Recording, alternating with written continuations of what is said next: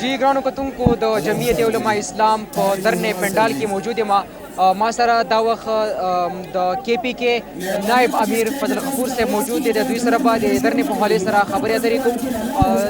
السلام علیکم. درته ووایي چې د درنې په حوالې سره به څه ویل غواړې لکه څنګه چې بېګا ستاسو د پلان بي آغاز شوی.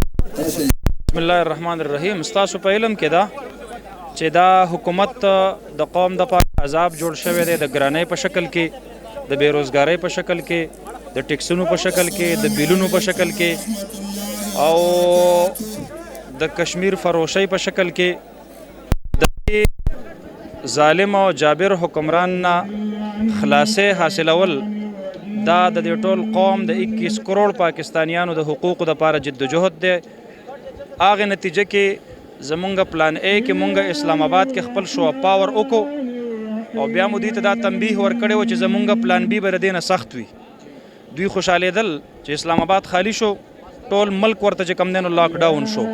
اوس ورته مونږ وایو که په دې پلان بي باندې مو عقل ځای له رانغی نو ورپسې پلان سی د دې نه هم سخت دی او انشاءالله دا قوم به دا حکمران به پوزه راکاږي او دی به استعفا ورکوي او دی به معافي غواړي د دې تېر یو نیم کال دی ولس ته او د پاکستان ته چې کم نقصانات یې رسولي دي د هغې ټولو معافي به دی غواړي.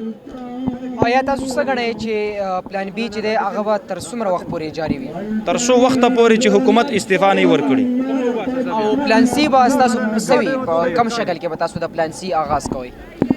مونږ خو خپل کارډز مخکې نه شو کوو او دومره درته وایم چې د دې نه به ډېر سخت وي. په دې باندې جاړي په هغې باندې به چغې وي. بیا دا راته ووایه چې تاسو پلان ای مکمل شو، پلان بي باندې تاسو خپل آغاز وکړو، نن دویمه ورځ ده.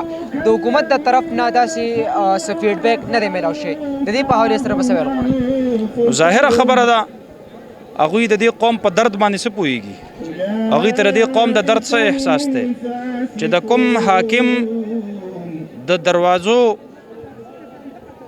باندې چې کم دی نو هغه د دې ملک طوایف او د دې ملک کنجرې ولاړې د هغې دپاره کولاویږي او د نابینا افرادو د حقوقو چې پرون کومه مظاهره وه په هغې لاټي چارج کړی دی، هغې حکمران ته به د خپل قوم د دک درد څه پته وي.